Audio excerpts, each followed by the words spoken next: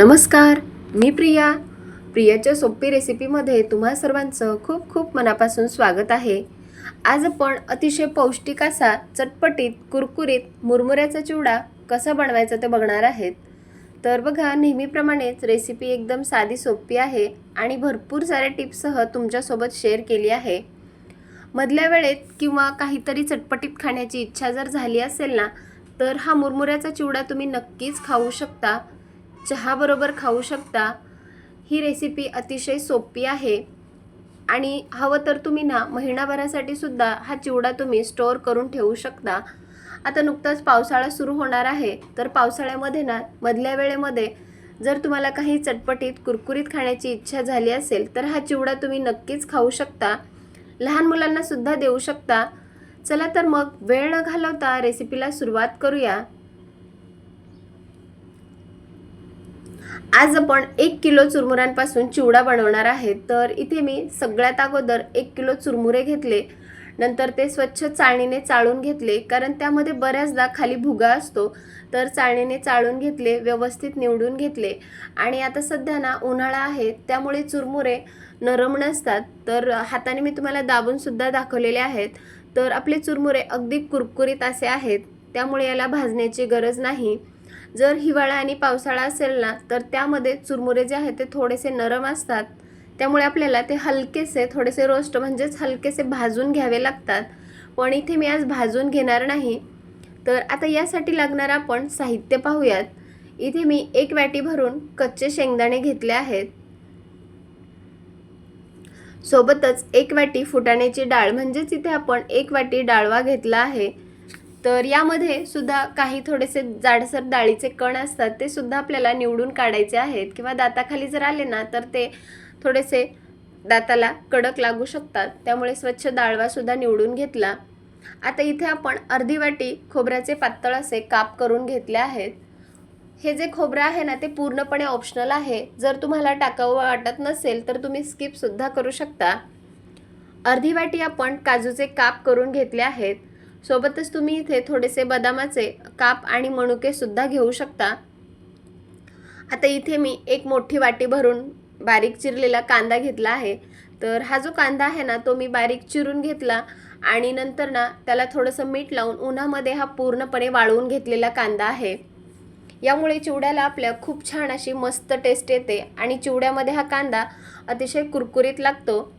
आता यासाठी लागणारे आपण सुके मसाले पाहूयात।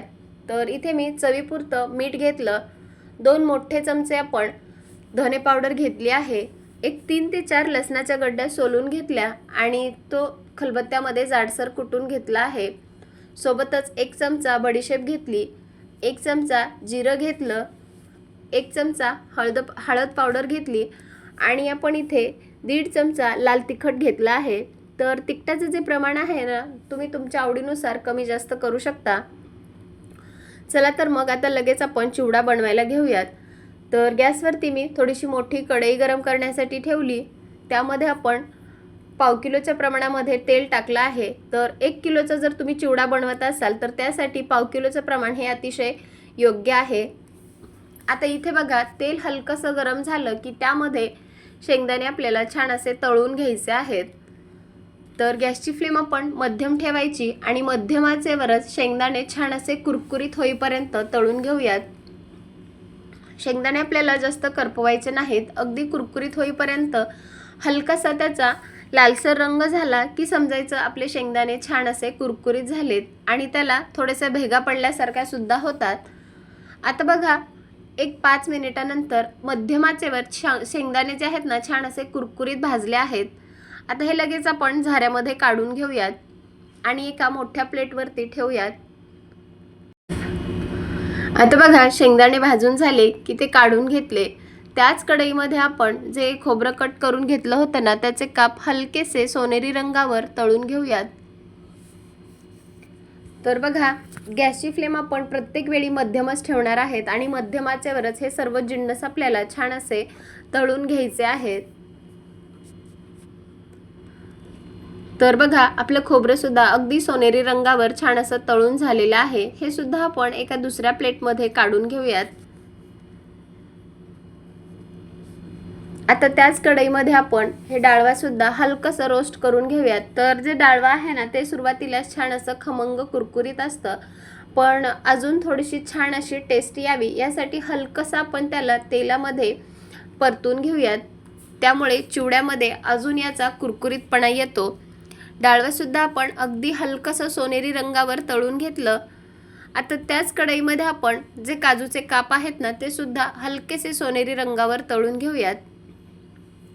असं वेगवेगळं करून हे जिन्नस जर भाजून घेतलं ना तर व्यवस्थित भाजलं सुद्धा जातं आणि करपण्याची सुद्धा शक्यता नसते. त्यामुळे एका चाळणीमध्ये टाकून हे सर्व जिन्नस मी भाजून घेत आहे. आता बघा काजू सुद्धा छान असे लालसर रंगावर भाजून सोनेरी रंगावर भाजून झालेले आहेत. आता आपण जो कांदा घेतला होता ना तो कांदा सुद्धा मी कढईमध्ये टाकून घेतला आणि कांदा जो आहे तो मी तळत असताना गॅसची फ्लेम बंद केली, कारण कांदा आपला पूर्णपणे वाळवून घेतलेला आहे. त्यामुळे याला जास्त वेळ तळण्यासाठी लागणार नाही. आता कांदा हलकासा तळून झाला की तो पटकन काढून घ्यायचा आणि दुसऱ्या एका प्लेटमध्ये ठेवायचा. आता बघा आपण लगेचच यामध्ये फोडणीची तयारी करूयात. तेल आपलं चांगलं तापलेलं आहे. त्यामध्ये एक मोठा चमचा मोहरी टाकायची. मोहरी आपल्याला छान तडतडून घ्यायची आहे. मोहरी छान तडतडली की त्यामध्ये आपण एक चमचा जिरं टाकून घेऊयात. इथं तुम्ही अख्खं जिरं टाकण्याच्या ऐवजी जिरेपूड सुद्धा टाकू शकता. एक चमचा आपण इथे बडीशेप वापरली आहे. चिवड्यामध्ये ना बडीशेप टाकली की खूप छान असा मस्त सेंट येतो. आता बघा आपण जो लसूण ओबडधोबड ठेचून घेतला होता ना तो लसूण सुद्धा यामध्ये टाकून घेऊयात. लसणामुळे ना आपल्या चिवड्याला खूप छान अशी टेस्ट येते. पण एक सगळ्यात महत्त्वाची टिप्स म्हणजे जेव्हा तुम्ही लसूण टाकत असाल ना तर तो ओबडधोबड वाटायचा आणि अगदी कुरकुरीत होईपर्यंत हा तळून घ्यायचा आहे. जर लसूण व्यवस्थित तळला गेला नाही तर आपला चिवडा जो आहे ना तो नरम सुद्धा पडण्याची शक्यता असते. आता यामध्ये आपण कोरडे मसाले टाकून घेऊयात. तर इथे मी सर्व कोरडे मसाले टाकून घेतले. मसाले टाकले की इथे मी एक मोठा चमचा गरम मसाला टाकलेला आहे. तर इथे मी घरकुल गरम मसाला टाकलेला आहे. तुम्ही चिवडा मसाला सुद्धा वापरू शकता, पण एक वेळेस ना तुम्ही हा घरकुल मसाला टाकून चिवडा नक्की बनवून पहा, इतका मस्त लागतो ना. आता सर्व मसाले आपण छान असे हलकेसे तळून घेऊयात. गॅसची फ्लेम मी अगदी मध्यम केली आहे आणि मध्यम आचेवरच ही प्रोसेस आपण करणार आहोत, कारण जे मसाले आहेत ना जळू नये त्यासाठी अगदी मध्यम आचेवरच ही प्रोसेस केली आहे. आता सगळ्यात लास्टला आपण इथे एक वाटी भरून कढीपत्ता टाकणार आहोत. कढीपत्ता जो आहे ना तो थोडासा माझ्याकडे वाळवलेला कढीपत्ता होता. जर तुमच्याकडे ओला कढीपत्ता असेल तर तुम्ही सुरुवातीलाच कढीपत्ता सुद्धा छान असा तळून कुरकुरीत होईपर्यंत तळून घेऊ शकता. आता कढीपत्ता सुद्धा सर्व मसाल्यांमध्ये छान असा मिक्स करून घेऊयात आणि इथे बघा आपला हे चिवड्यावर टाकण्यासाठी मसाला तयार झाला. तर हा मसाला आपल्याला गरम असतानाच चिवड्यावरती टाकून घ्यायचा आहे. तर ज्या टोपामध्ये आपण चुरमुरे काढून घेतले होते ना त्या टोपामध्ये हा मसाला सुद्धा टाकून घेऊयात. आता बघा ज्या टोपामध्ये आपण चुरमुरे घेतले होते ना त्यावरतीच जे सर्व आपण शेंगदाणे, डाळवा आणि कांदा, खोबरं जे भाजून घेतलं होतं ते टाकून घेतलं. आता हा मसाला सुद्धा सर्व आपल्याला बाजूने व्यवस्थित टाकून घ्यायचा आहे.